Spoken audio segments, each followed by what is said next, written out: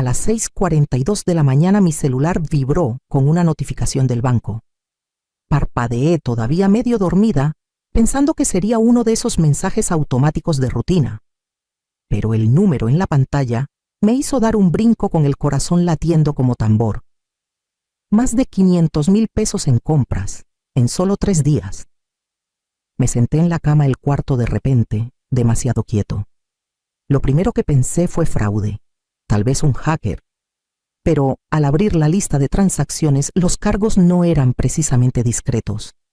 Un enganche en una agencia de autos local, una tienda de bicicletas de lujo, una boutique para bebés y un servicio de entregas a domicilio que sabía que Mariana usaba cada semana. Subí la pantalla y fijé la mirada en el número de cuenta. Era la tarjeta dorada secundaria, la que le había dado temporalmente a mi nuera. No sé cuánto tiempo me quedé ahí solo, respirando solo, mirando. La luz de la mañana que entraba por las persianas no calentaba el frío que me recorría. Llamé a su celular, contestó al tercer timbrazo. «Oye», Clara dijo con una voz demasiado alegre para la hora. «¿Todo bien?» «Acabo de recibir una notificación del banco», dije manteniendo la calma. «La tarjeta dorada está al límite.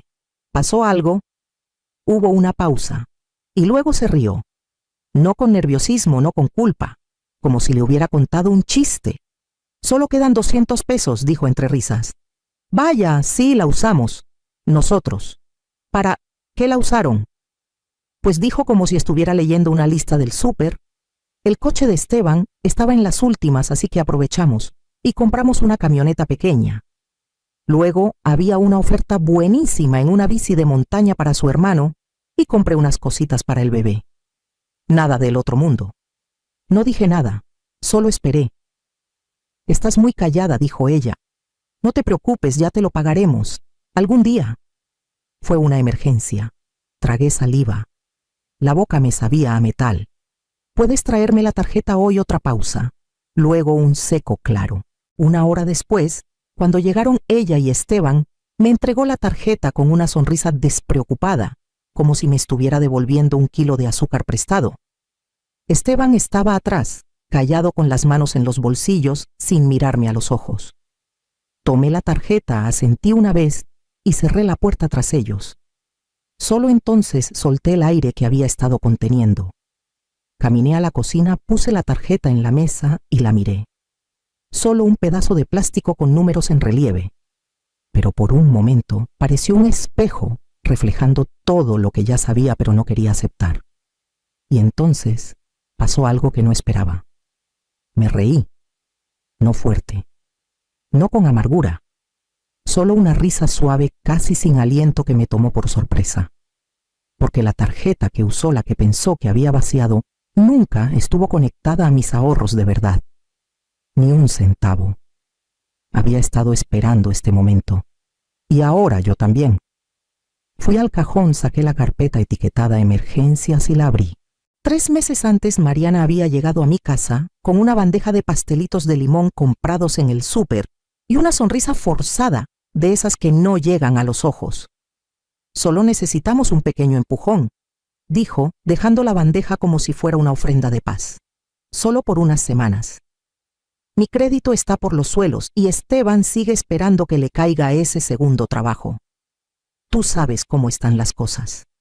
Me acuerdo que estaba junto al fregadero con un trapo en la mano tratando de descifrar qué decían sus ojos que su boca callaba. Hablaba rápido, demasiado rápido, pintando un cuadro de necesidades pequeñas, comida, leche para el bebé, un par de llenadas de gasolina. No pidió efectivo y eso fue intencional. En cambio dijo: «Si hay alguna tarjeta que podamos usar solo para lo indispensable, te juro que será algo temporal. Tú puedes checar todo. Transparencia total». Pude haber dicho que no.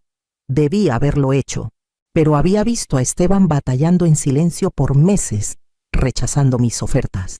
Y si esta era la única manera de ayudarlos sin herir su orgullo, me convencí de que podía manejarlo. Entonces, le di la tarjeta dorada a una cuenta secundaria que abrí hace años con un límite bajo y sin conexión a mis fondos principales. La había creado después de que mi hermana me pidió prestado, y luego se esfumó. Un señuelo, por si alguna vez necesitaba ser generosa sin quedar vulnerable. Se lo expliqué con cuidado. No está ligada a mis ahorros, tiene un tope. Es solo para necesidades básicas, nada de lujos, nada de sorpresas.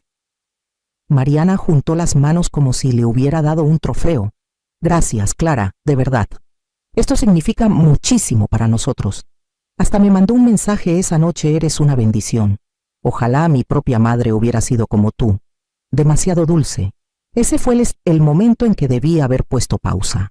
Porque 3 semanas después, Esteban mencionó como si nada que Mariana había encontrado una carriola de diseñador en oferta y la compró para el bebé.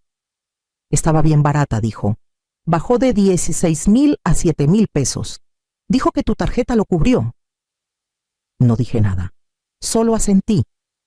Pero en mi cabeza anoté la primera transacción que se sentía más como capricho que como supervivencia. Luego vinieron los murmullos. Una conocida mencionó que vio a Mariana en un spa del centro. Otra vez noté que traía botas nuevas que no venían de ninguna tienda de descuentos. Aún así esperé. Dejé que el patrón se alargara más de lo que debía. Siempre había una excusa, siempre una razón.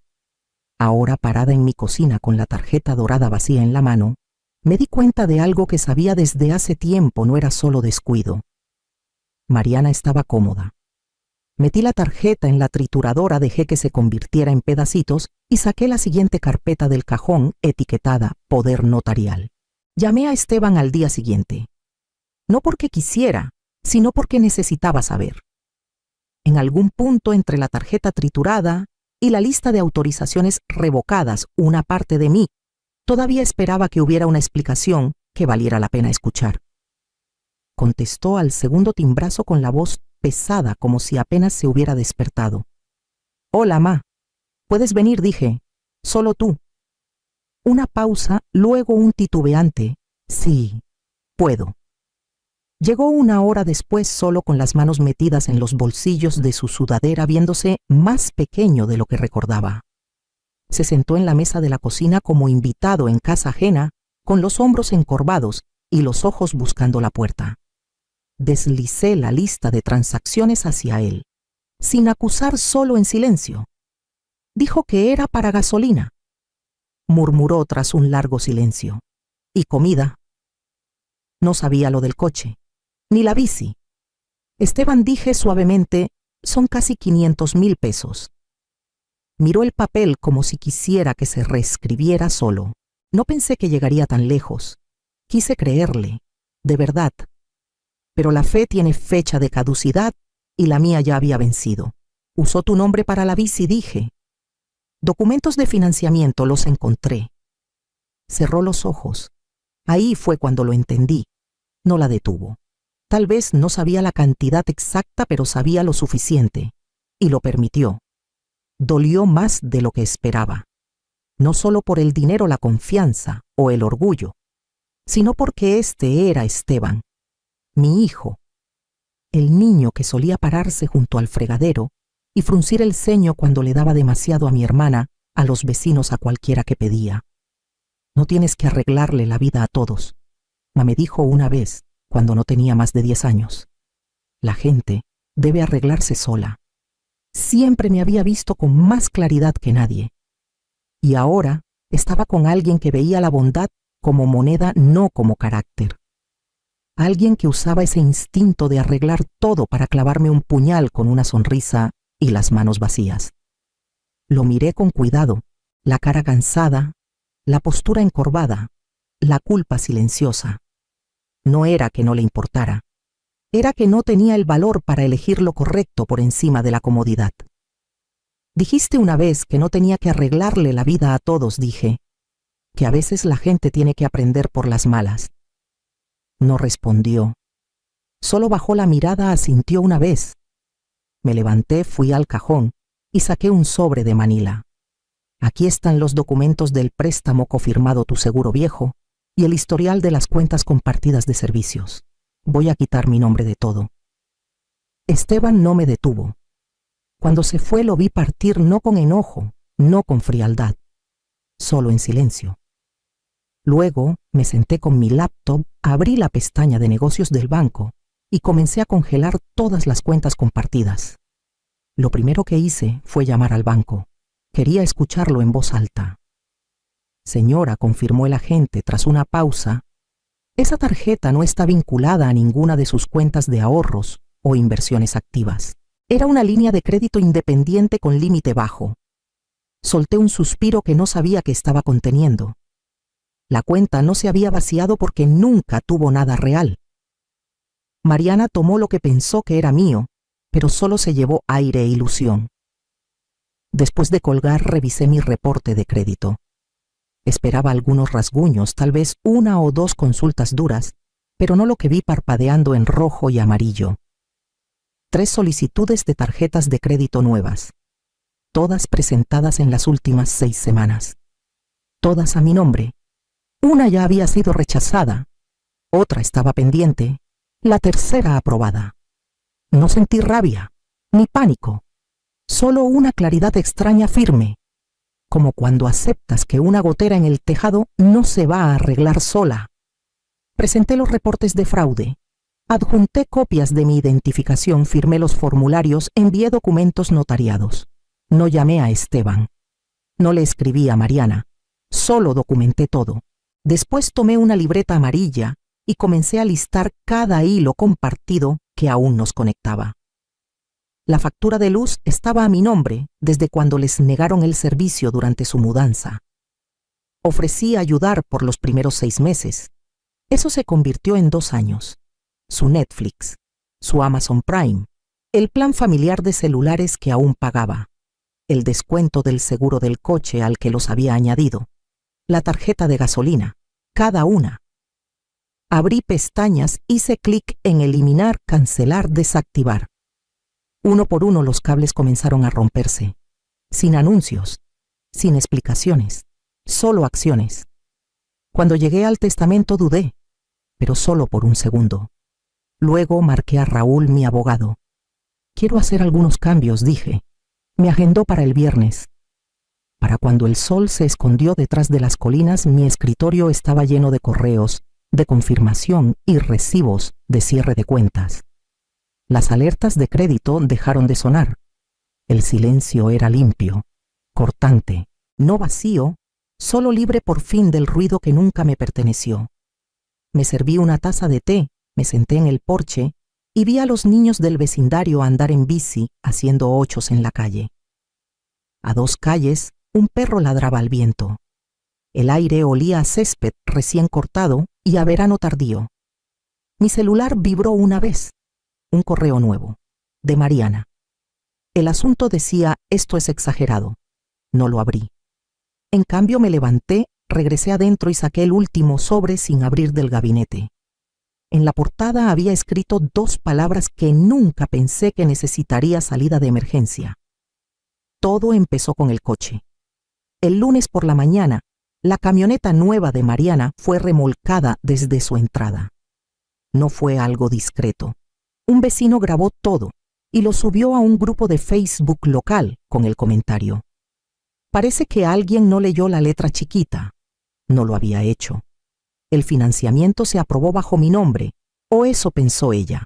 Pero la agencia detectó la discrepancia cuando el reporte de fraude llegó al sistema. El préstamo nunca se procesó por completo.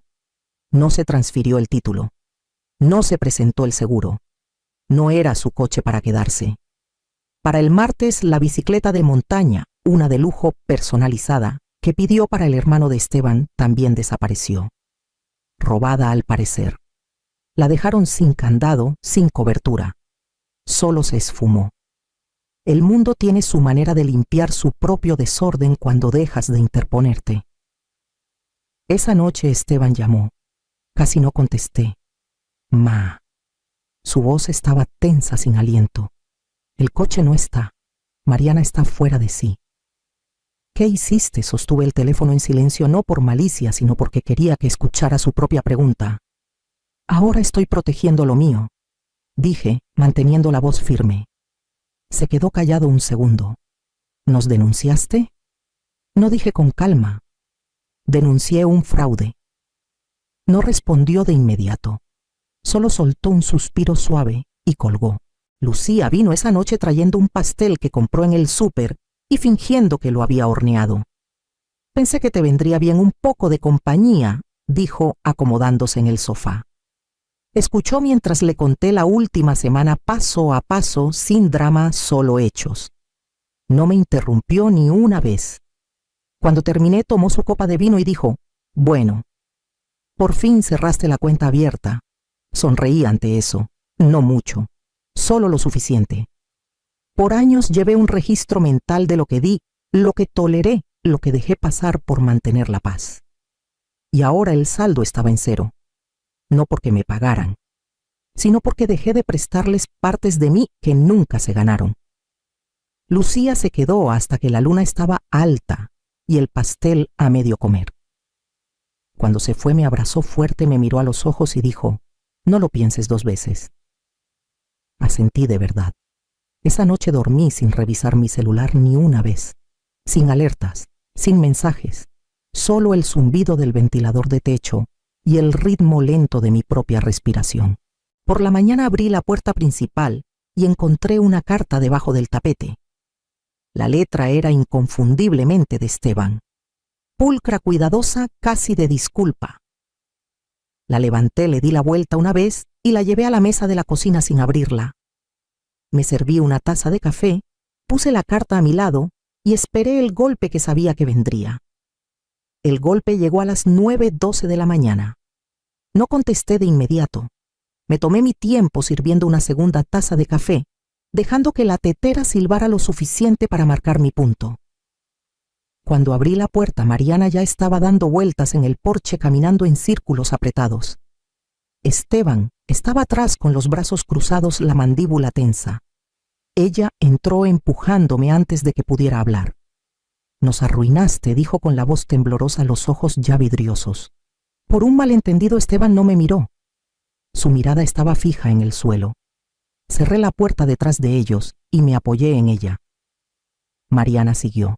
«El coche se lo llevaron, la bici, no está, nuestro crédito está por los suelos.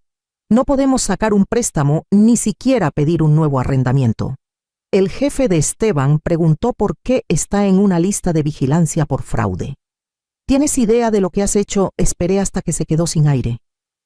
No dije. No fue por un malentendido. Fue por años de pequeños cortes que finalmente sentí. Parpadeó. «¿Qué significa eso?».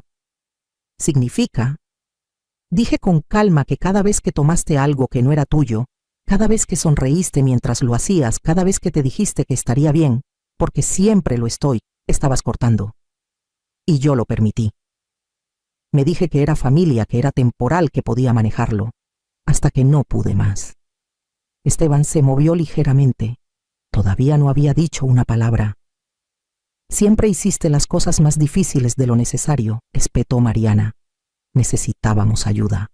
Tú podías permitírtelo. No tenías que hacerlo tan cruel».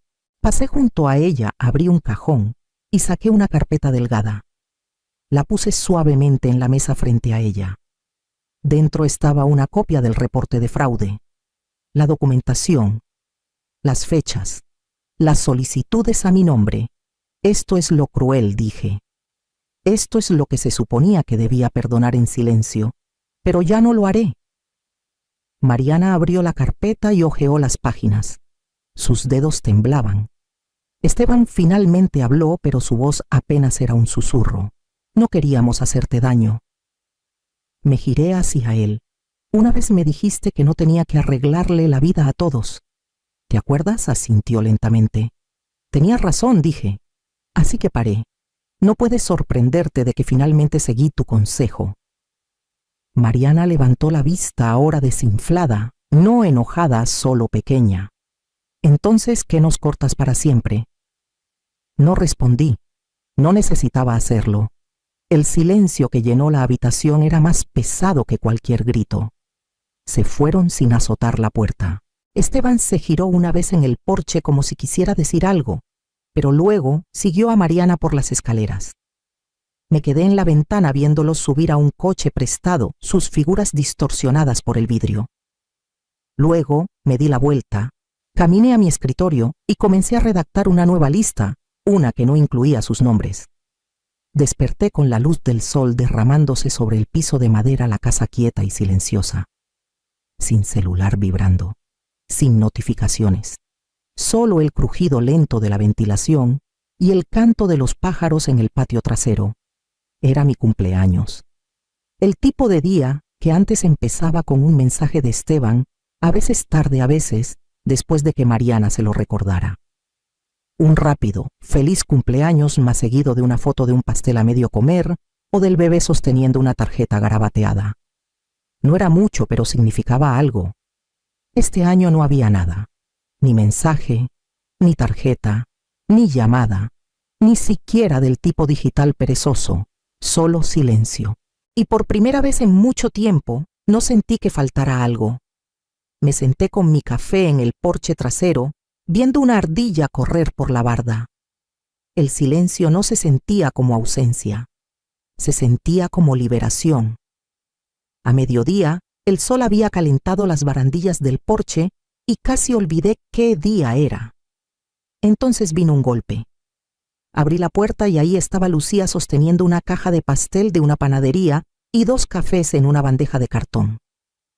No dijo feliz cumpleaños de inmediato, solo me dio la caja y dijo, es de chocolate. Ni me molesté en preguntar.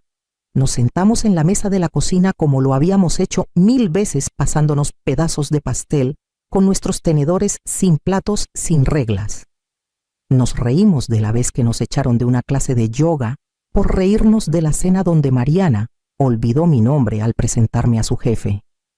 Te llamó Carmen, dijo Lucía sacudiendo la cabeza. Carmen. Tú criaste a su esposo. Sonreí sin amargura. Fue una advertencia, solo que no la leí entonces. Cuando se fue revisé mis cuentas. El fondo de paz, como lo empecé a llamar, había crecido más de lo que esperaba. Nada extravagante, solo depósitos constantes intocados, sin retiros, sin cargos sorpresa, solo calma. Abrí mi administrador de contraseñas y comencé a cambiar los últimos accesos. Las cuentas compartidas de streaming ya estaban cerradas, los servicios limpios. Uno por uno cerré cada puerta por la que solían entrar. Hice una pausa antes de borrar la información de contacto de emergencia. El nombre de Esteban aún estaba en 2 formularios. Lo quité y puse el de Lucía en su lugar, sin culpa. Solo un clic, solo la verdad. Esa noche me serví una copa de vino pequeña, encendí la última rebanada de pastel con una vela y no pedí ningún deseo. No necesitaba hacerlo. El regalo ya había llegado silencioso, completo y totalmente mío. Ella pensó que me había vaciado, pero usó la tarjeta equivocada.